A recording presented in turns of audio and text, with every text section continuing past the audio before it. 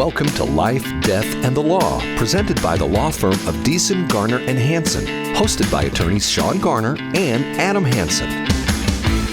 Good morning, Yuma. This is Life, Death, and the Law, 560 AM KBLU, and Happy New Year.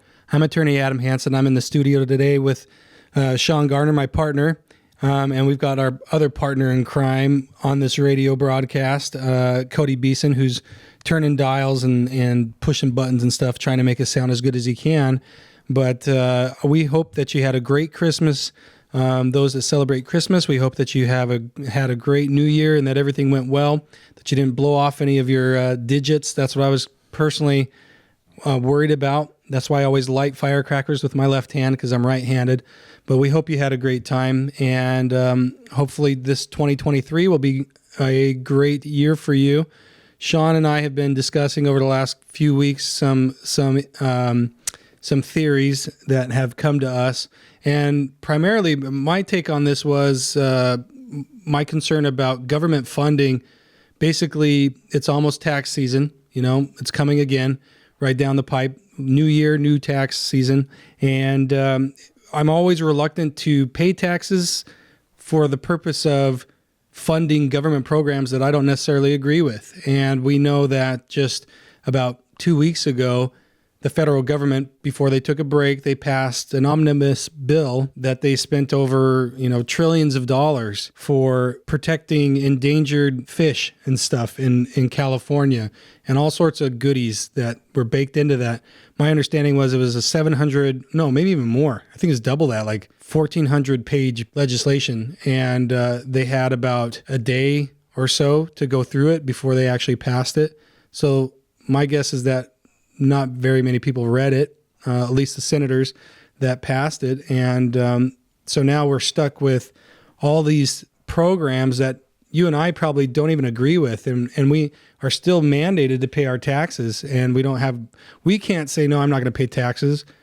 But they can say, well, we're going to use all the money that we get into the coffers for anything we want. And we're going to use it for these programs that you don't necessarily agree with. So it's a difficult thing when I pay my taxes knowing that a lot of that's going to go to programs that I don't necessarily believe in.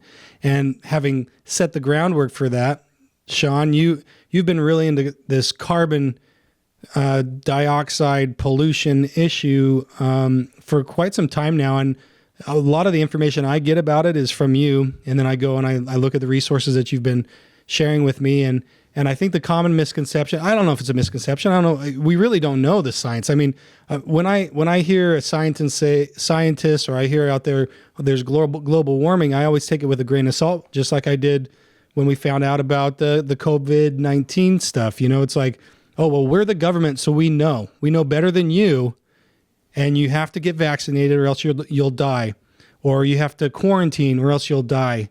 And the whole time, it just didn't feel right. And now, a lot of looking back, 2 years ago, now we're starting to see, wow, a lot of that was unfounded science, and it was really paranoia that drove a lot of that we had to endure. And unfortunately, a lot of people died and a lot of people got hurt, and a lot of our freedoms were taken away. So when the government tells me something scientifically, I always take it with a grain of salt, because really the field of science is one that's always changing. And there's always the purpose of the scientific field is the scientific method to arrive and test theories that have been promulgated before. We're always testing those theories and refining them or completely upending them, because now new knowledge has come to light because of the technological advances we made in science. And so what we once knew 100 years ago might be completely different because of the technological advances we've made. So when the government says something like we have to reduce carbon emissions by a certain year or date, then I'm going to dig in my heels a little bit, because I don't trust the government's science. I really don't. Maybe I'm just a conspiracy theorist, but I don't trust their science, because I think they have an agenda. Unfortunately, they shouldn't. It's the government. It shouldn't have any type of agenda or anything like that. But unfortunately, it does. And that agenda doesn't usually jive with my family and my values, and therefore I'm going to dig in a little bit and give a little bit of resistance, not enough to go to jail, but enough to question before I just fall lockstep in line. Yeah, I totally agree with that. In fact, most people, if you think just a dollar and cents perspective, do you think that your money is going to be better spent through your decisions and your autonomy, or is it going to be better spent by giving it to the government because they know more and have more access to research and to the professionals out there that understand everything to use money that's going to be better for society? And I think most of us understand, regardless of what resources the government has, every dollar that we give to the government, 90% of it's going to be wasted. And if we get 10 cents back on the dollar as far as actual services and products like roads and infrastructure, then we count ourselves lucky. So we know that the government is notorious for wasting resources when it comes to money. Why would it be any different when it comes to information? And so think for yourselves. The information that we can gather by ourselves and that we can communicate when we have free speech and we're not censored, whether it's on a social network or internet or emails or any other platform, then we can get better ideas out there and we can innovate and accomplish more than any government can do. And I think it's merely because the government is a very small population of people. And when you focus that much power and that much authority into a very select small group of people, you're not going to get good ideas. You're going to waste the millions of other ideas that are out there that could be contributing to the innovation and the problem-solving component of that. So when we get back to the carbon question, the question is this. I guess it's a three-part question. Number one, is the Earth warming? Number two, is it caused by mankind? Is it caused by man-made activities? Number three, can we legitimately do something about it to reverse it or stop it? And so if you answer the first question, is Earth warming? You just look back in history, and even that, it's difficult. There are different studies that say different things, but since the 1800s, there is fairly stable consensus that the Earth is warming and has warmed somewhere between 1.5 to 3 degrees in the past 200 years. So yes, the Earth is warming. Number two, did we cause that? Is it caused by the burning of fossil fuels, the Industrial Revolution, burning of coal and burning of oil and burning of gas and natural gases? That is apparently settled science for a lot of liberals and left-leaning individuals. Conservatives, if you dare to step out on that argument, you're going to get punished. And it's kind of like denying an election these days. If you deny an election or question the results or the protocols that were involved in an election, then you're going to be called a conspiracy theorist and a wacko, and anything you say after that point is going to be discredited. So even if you have good factual evidence for your argument, it doesn't matter. You're going to be called an election denier. And right now the term that's being coined is a climate denier. And it doesn't matter if you are agreeing that the climate is warming, if you don't agree with all the premises that it's mankind that is creating the warming and it's mankind that can actually reduce or eliminate the warming, then you're a climate denier. And so anything that you say, any argument that you put forth is going to be discredited. And I think that's a major problem. There's a lot of evidence out there that the Earth is warming and has warmed many, many times throughout its history, throughout the billions of years that it's been around. And it did that without mankind participating. And that the warming trend actually began to occur and continued, and the warming trend is actually ahead of the carbon dioxide that is put into the atmosphere, which is the greenhouse gas. So when we're talking about what comes out of your exhaust pipe, there's a lot of things that can come out of your exhaust pipe. There's carbon monoxide, which is poisonous. Some people that want to kill themselves, they shut themselves in a garage and turn on the car, and they're not suffocating from carbon dioxide. They're being poisoned by carbon monoxide. And that's not the greenhouse gas that the environmentalists are concerned about. It's a poisonous gas, and we don't want to have a ton of it out there, but it's actually, I believe it's less than 1% of the composition of gases that come out of your exhaust pipe.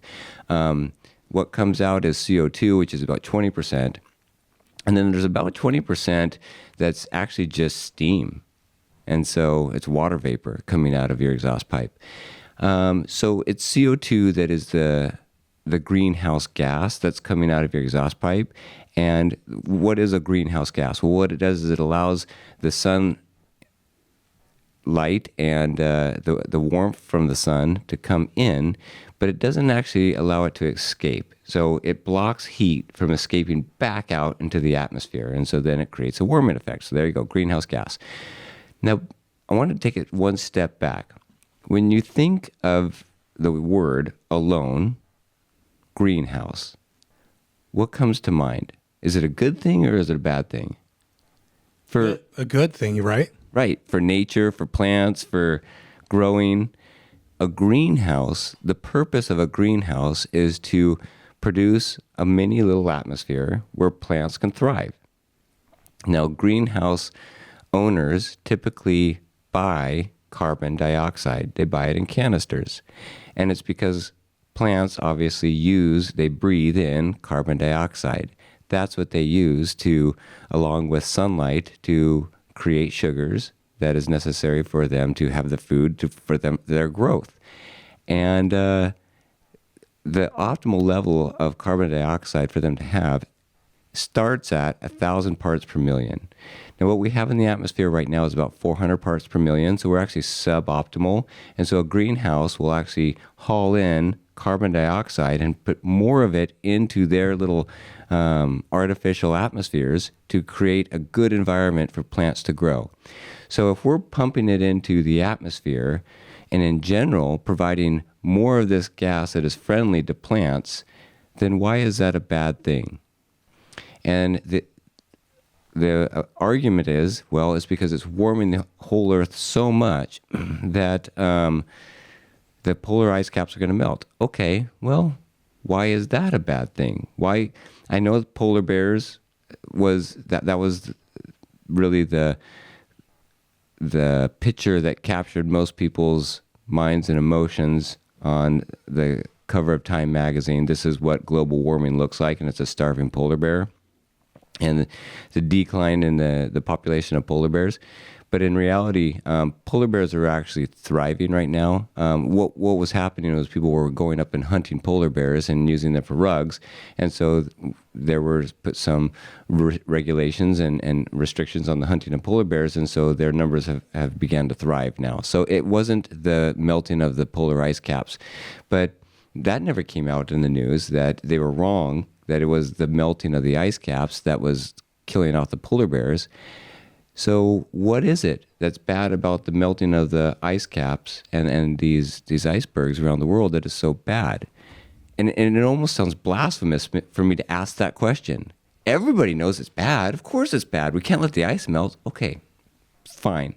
Crucify me later. For now, let's just have a discussion. Why? Why is it bad? Why is it bad to have the sea level rise a little bit more? Why is it bad to be a little bit warmer? Do more people die from being too hot or being too cold? And statistically, 100 times more people die from cold than they do of heat.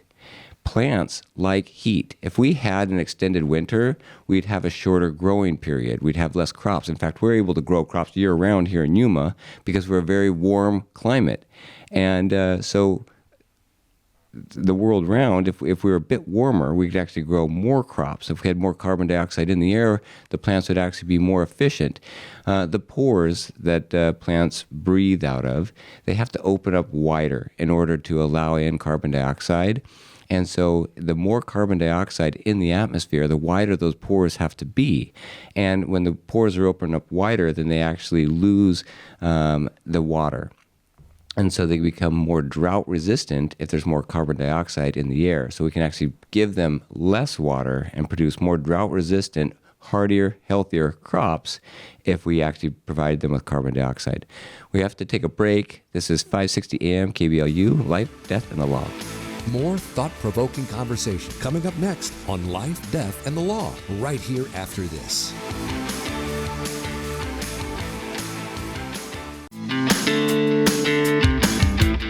You're listening to Life, Death, and the Law, presented by Deason, Garner, and Hansen, the law firm that has been voted Yuma's best 6 years in a row. Welcome back, Yuma. This is 560 AM, KBLU, Life, Death, and the Law. I'm Shawn Garner, an attorney with Deason, Garner, and Hansen, and I'm in studio with my partner, Adam Hansen, and we're talking about common sense solutions and who is in the best position to develop systems to provide the actual solution to correct the problems, the government or the individuals, the people in general. And my argument is anything that goes to the government, if we get a 10% return on our dollar or 10% return on whatever we invest, whether it's, knowledge or resources in general, then we're lucky. And 10% is not a good return. Anybody that's running a household or a business or anything else knows you're going to go bankrupt very quickly when you rely on that return. You need more than you put in back. And the government doesn't produce anything. So it only is there, it should be only be there to protect our rights. But it seems to be there to be the omnipotent source of knowledge of all that is good and healthy for us. And we have to rely on it in determining whether or not to introduce vaccinations that have just been produced to stave off these, whether it's COVID or any other pandemic that comes along.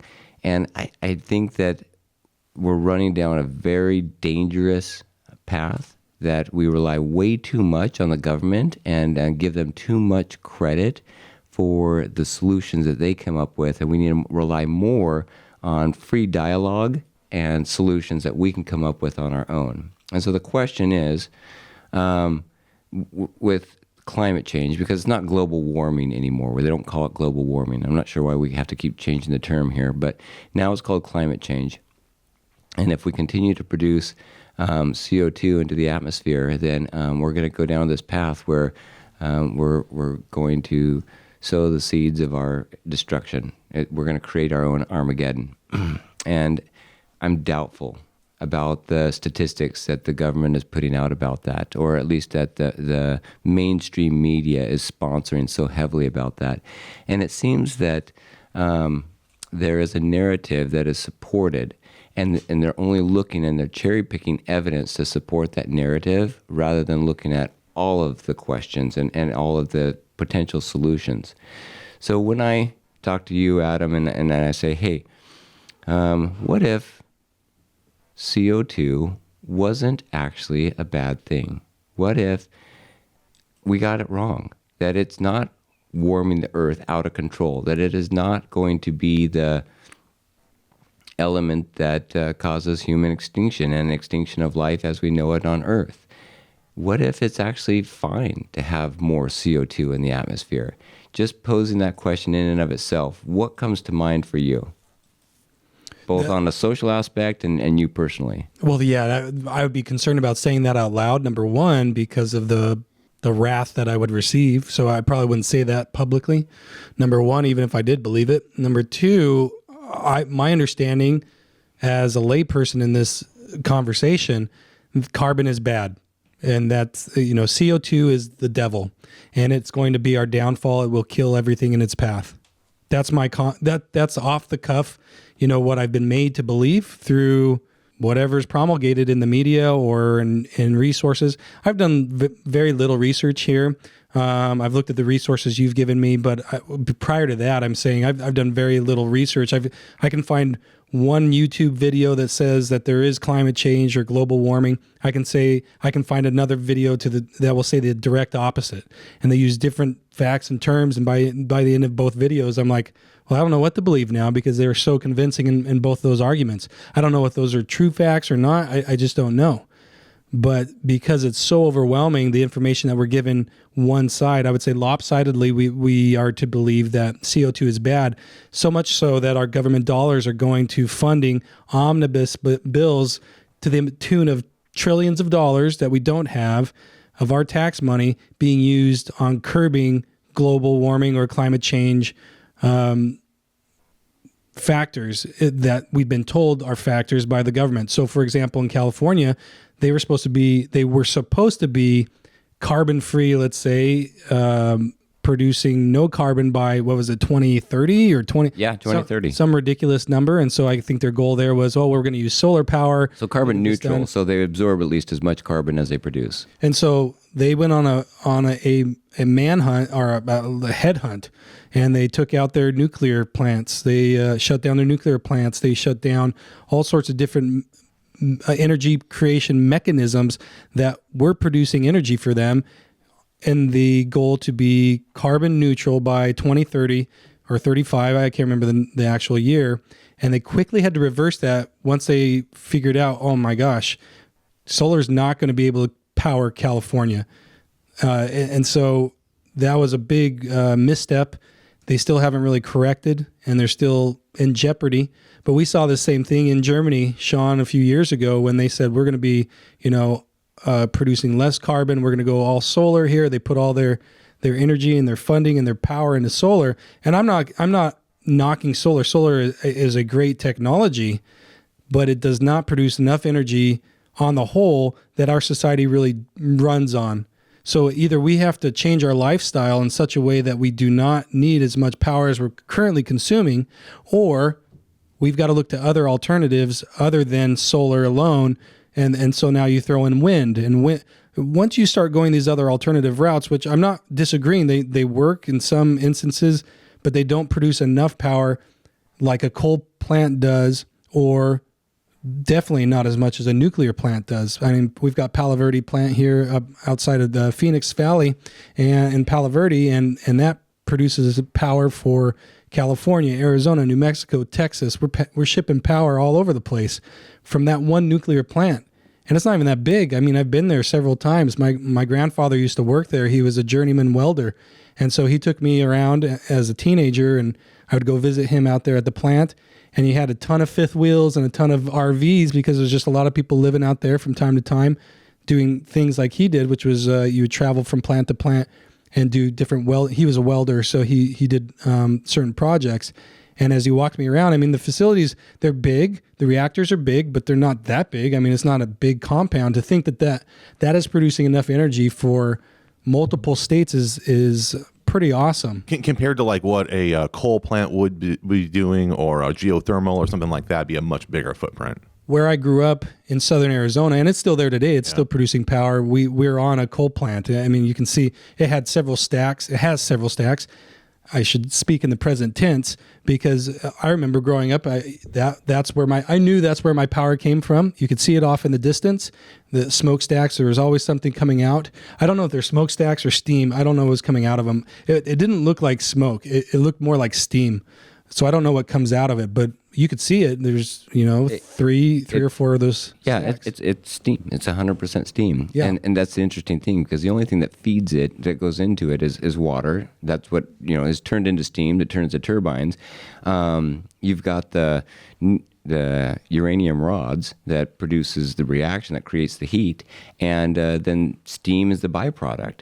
So the footprint that is created by a nuclear plant is, majority of it is the construction of the plant itself. When you put all the cement together, then that's mining that is required to construct that cement, and all the steel that goes into it, and all the wiring that is components of it, and then you got the computer and the electronic components of it there.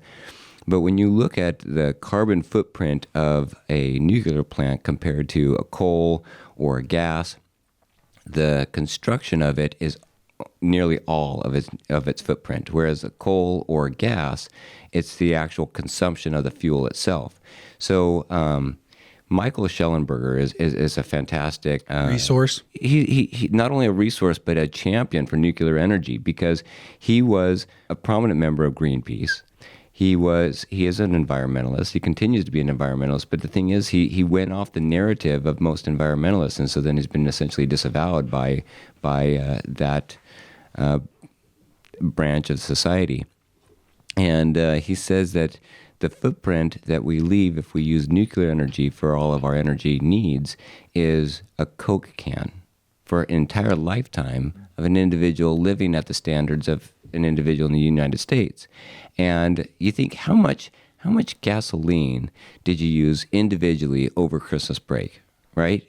I probably used 100 gallons of gas. I mean, my family went to Hawaii. It's the first time we've been there. And the amount of jet fuel, it shows on your ticket the carbon footprint that you're leaving just by traveling over to Hawaii. And so that's a lot of jet fuel individually that we use just to get to Hawaii, even if we sat around and did nothing and didn't drive and consume any other gas. But the point is, the amount of gasoline that we're burning individually on a daily basis is immense. And whether that's good or bad is another issue, another question. But the carbon footprint, or the overall footprint for nuclear, is a Coke can per individual, and it's very easy to contain. And it all has been contained. We've actually had no incidences of nuclear waste spillage. We've actually contained it all throughout the late 1960s was the first nuclear plant. 1970s is when it was commissioned, until today. All of the disasters, if you want to call them that, regarding nuclear energy have been with the production of the energy and essentially the mismanagement of that production. So if that was your question, what's coming out of those smokestacks? It's steam. You could put your face over that and probably get a good facial. No thanks. Okay. But, getting back to the nuclear issue, so why, and this is a question we've been asking for months now, as we've talked to, you and I have had these discussions, and even on this show, we've talked about nuclear being a great clean alternative. And I scratch my head as to why aren't we pursuing that more? Why isn't the government pushing that? If they truly want to be carbon neutral or carbon deficient, let's say, by a certain year, it seems to me like nuclear is the way to do that because of the technological advances, the ability to produce so much power with so little. So what's the downside of nuclear? As you were speaking, the first thought that came to mind is, well, if this is the new normal, if we're going to go to nuclear as our clean energy source, for us, it doesn't look that bad here in the United States. But when you start using an Iran or a Syria, for example, and they're going to copy our nuclear model and try and power their countries with nuclear, in order to do that, they're going to have uranium. And so uranium is going to be the catalyst to nuclear war. That's the bad thing about uranium, is that it can be used for big bombs, and that those bombs can do incredible damage. Do you think, Shawn, that's why we don't push that, or is it because of a misunderstanding of nuclear, or a ignorance to the fact that really it's a safe technology when done right, or we just have this Chernobyl mindset that, oh man, nuclear, it's bad. It's going to blow up and kill us all. I think both those. I think that, number one, the more nuclear plants we have, the more potential we have for nuclear accidents. And I think the media has done a wonderful job of scaring the public to thinking that that's reality. And number two, that if we're using nuclear products to create energy like enriched uranium or plutonium, then the byproducts of that could be used as weapons. And the reality is quite the opposite. Nuclear, as far as a safety record goes, is so much safer than coal. It's so much safer than gas or natural gas. It's even safer than windmills. More people have died maintaining windmills than have died maintaining nuclear plants for the past 50 years, sorry. And that is quite a statistic, because windmills, number one, don't produce very much electricity, and number two, haven't been around that long. and are looked at as basically the symbol of clean energy and safety. But they kill a lot of birds. Yeah, and I was going to say environmentally. I mean, environmentalists should be having a heyday, because of the amount of birds that are killed by those windmills. They have a huge footprint. It takes a lot to make them. It takes a lot of fiberglass to make them. They're very tall, and when you have to go to maintain them, more people have fallen to their death maintaining windmills than have ever died maintaining a nuclear power plant. So in Chernobyl, the numbers are sketchy at best because, Soviet Union, when Chernobyl blew up, Chernobyl was the only true actual explosion that occurred from a nuclear power plant. And when you look in it and do the actual research, it turns out that they managed it so horribly that there could have been 100 different safety measures put in that would have avoided what occurred there. And so it's kind of like saying, well, somebody died in a car accident, and when it was hit, the car blew up in flames, and it was a poor design, so we should never travel by car anymore. Well, perhaps we should design the car better, and that's what we've done. And in fact, more people die. 40,000 Americans die every year in traffic accidents. But we're not going to put that on the table for arguing whether or not we're going to reduce travel.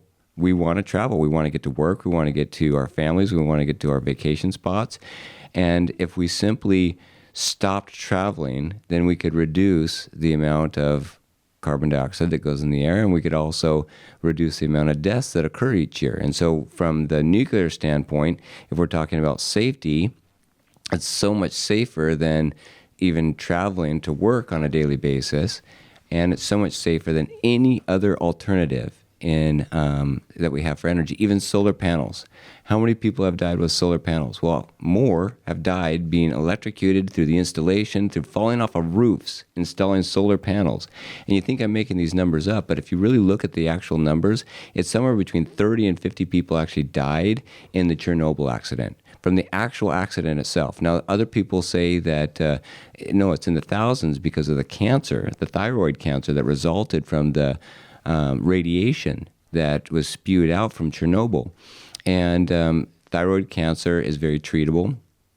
And, well, just because it's treatable doesn't mean that it's not a bad thing, and I agree with that. But it is very treatable, and people died of that because it wasn't managed properly. We can manage it much better, and plus that is a one-time, one-off event of a very poorly managed, the worst managed project in history. With the power plant in Japan, Fukushima. The people that died there were a couple thousand, but it's because they evacuated a lot of nursing homes and put them basically in gymnasiums or stadiums where they didn't have the proper medical equipment for ventilation, and people died. So there was about 2,000 people that died because of that. But it was the panic. It was a reaction to what could happen from the Fukushima plant. The Fukushima plant itself, the actual radiation that it caused, nobody died from the radiation from the Fukushima plant.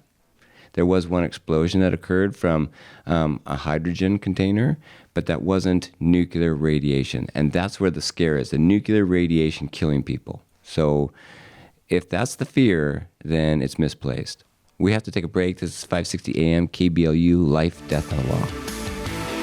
More thought-provoking conversation coming up next on Life, Death, and the Law, right here after this.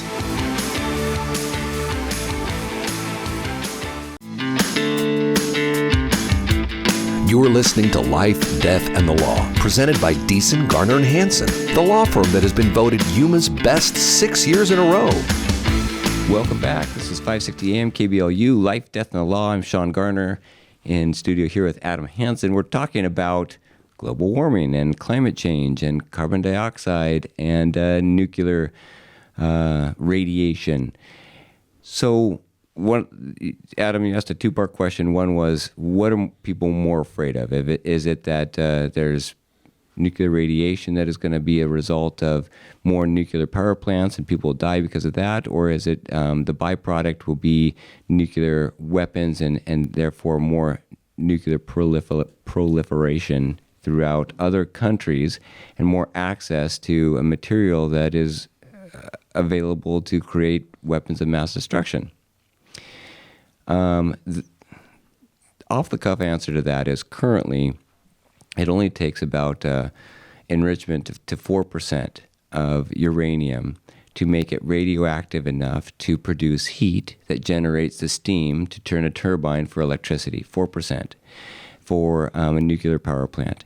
And it takes uranium enriched to about 80 to 90% to create a nuclear weapon. There's a huge difference between 4% and 80 and 90%. And so if we're concerned about uranium being enriched to become a nuclear weapon, well, if the enrichment is available and they can do that, then we can actually identify that very clearly. And in fact, Iran is doing that.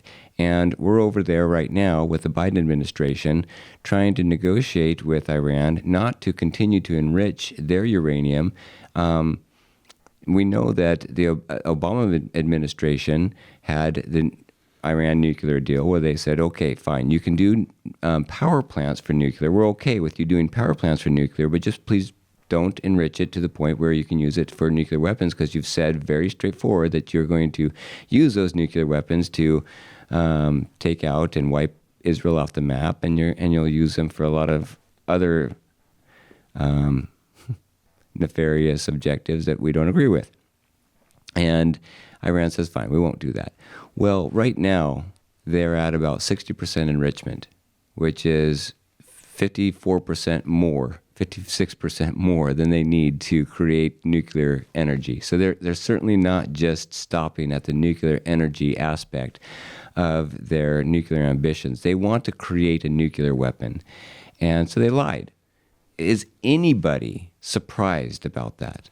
I think if there was anybody that was surprised about that, that person needs to be put in the town square with a dunce hat on, right? Because obviously they have their own ambitions. And so we've got this situation, and nonetheless, even though they lied and are continuing to move forward with this preparation to create a nuclear weapon, the Biden administration is out there, and Trump, we know, went in and said, no, there's no more Iran nuclear deal. We're not going to relieve the sanctions on Iran because Iran is a terrorist country, and we're going to treat it as such. And Biden goes in there and says, no, we'll re-up the Iran nuclear deal, and we'll also lift the restrictions if Iran will provide us with some oil and use their voice in OPEC to produce more oil so we can have a greater production of oil outside the United States and hopefully reduce the oil prices, hopefully prior to the elections in November 2022. And so his administration would look like they were doing a good job.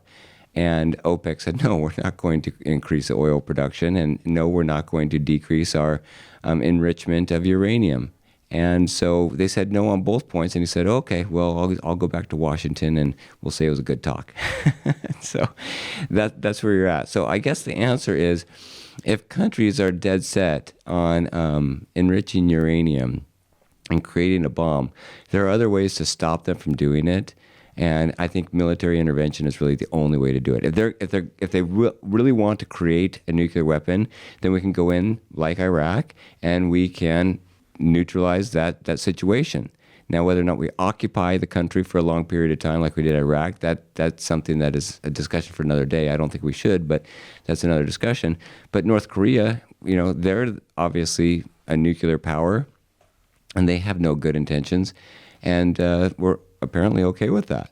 So I don't understand why the rest of us, the rest of the world, can't focus more on a very clean, efficient source of energy, because we don't want other countries getting access to nuclear enrichment technology. And that cat's out of the bag. People know how to do it. You can learn how to do it on YouTube. Whether or not we allow the resources to be coupled together in these hostile governments is a question for the military. It's not a question anymore for diplomatic discussion, and it's certainly not a question for energy policy. And the drive for clean power, air quotes, clean power, in other words, or limiting our carbon emissions is going back to your original questions. Adam, what do you think?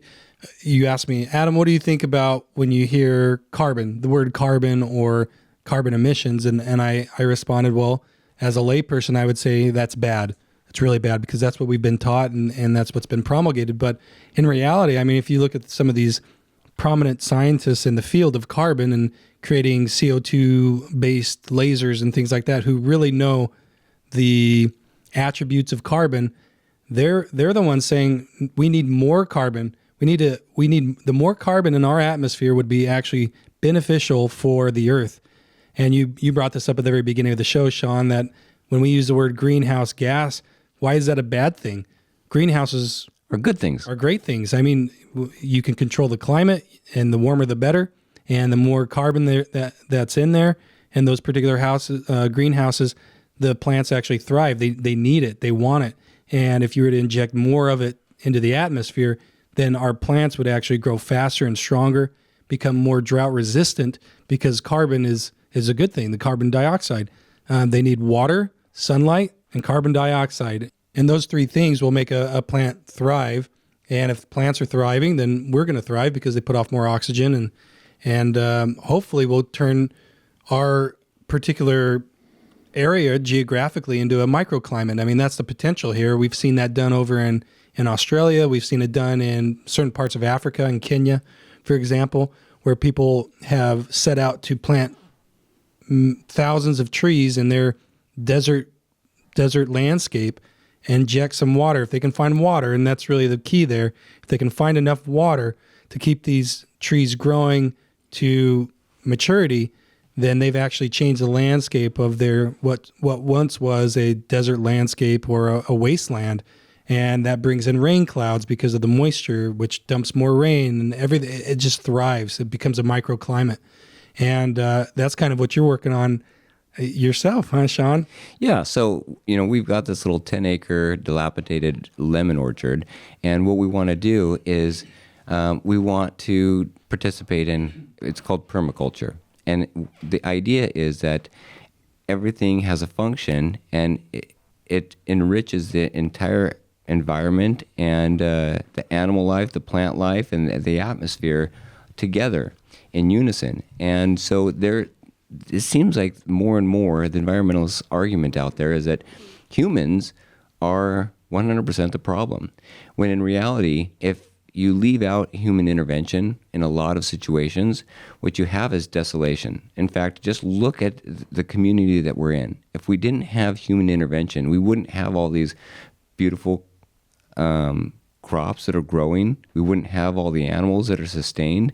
We wouldn't have the economy, and we wouldn't be able to provide for families as well as the animal life that is thriving in this valley because of the canals that we've created and because of the dams that we've put in with the Colorado River. All that water would be rushing through, carving deeper and deeper canyons, and that's about it as it makes its way to the ocean in the Gulf of California. And why? Why not use it and to make the desert bloom like a rose?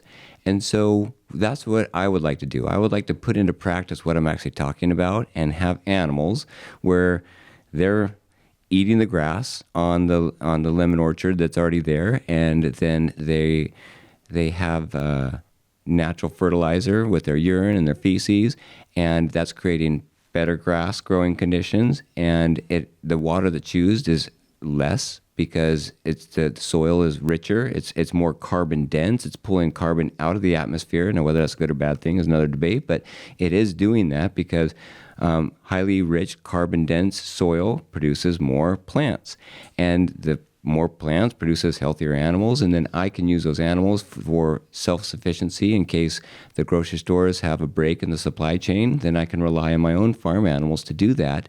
And I'm a big advocate for life in general.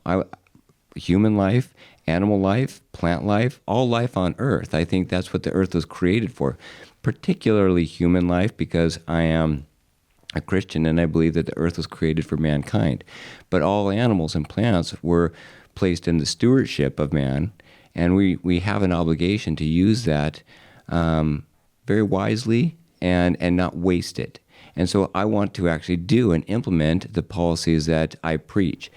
I wonder if everybody, especially the socialists and the environmentalists, the loudest voices out there for those policies, would practice the same thing if they would be as convinced about their policies. Because we've got John Kerry, who he's out there and he's flying around in his jet, and his carbon footprint individually is 100, 1,000 times larger than any other person. Why don't you live what you're preaching? Stop wearing clothes that are byproducts, petroleum byproducts. Stop driving in cars and flying in jets that use gas and jet fuel. Stop doing those things that you are preaching are so bad, and the rest of us should stop doing. Stop. If you want the industry to stop producing the product, then stop using the product. Put a boycott on the product. Let's have your whole movement put a boycott individually on the product that you think should not exist anymore, and see how well it works for you. I think the same could be said for their socialistic ideas. If you like socialism and you want to give to the poor, give to the poor. Nobody is stopping you from giving to the poor and seeing how well that will cycle back up through the chain. But don't force the rest of us to do what you want, and then you live your life however you see fit. And that's the problem with all these big advocates, both on the environmentalist side and on the government side, is they want to preach to us that we should do and change our actions, but they shouldn't apply it to themselves first. We all know that actions speak louder than words, and true leaders lead by example. Do what you're preaching. If it works, show us that you're happier and you're more productive, or you have a more fulfilled life. But if you can't show us that, then stop telling us and guilting us into changing our actions, because in the end, your words fall flat and truth comes out, just like it has it with COVID and every other scare that they've put out there. Absolutely. We hope you've enjoyed the show. We've got another one coming up next Monday. Before we go, we just want to remind you that are listening that we've got upcoming seminars this coming week on the 12th. That's a Thursday at the Yuma Main Library at 10:30 in the morning. If you can't make it to that one, then we invite you out to the Foothills Library on February 13th. That's Friday the 13th. It's your lucky day. Come and see us at 10:30 out at the Yuma Foothills Library, and we'll be doing another seminar out there. We had great luck with these and a great time last month when we did this. There was a great turnout. So come on out and see what your options are when it comes to legally planning for your family and what we can do for you. And again, Happy New Year. We'll talk to you next Monday.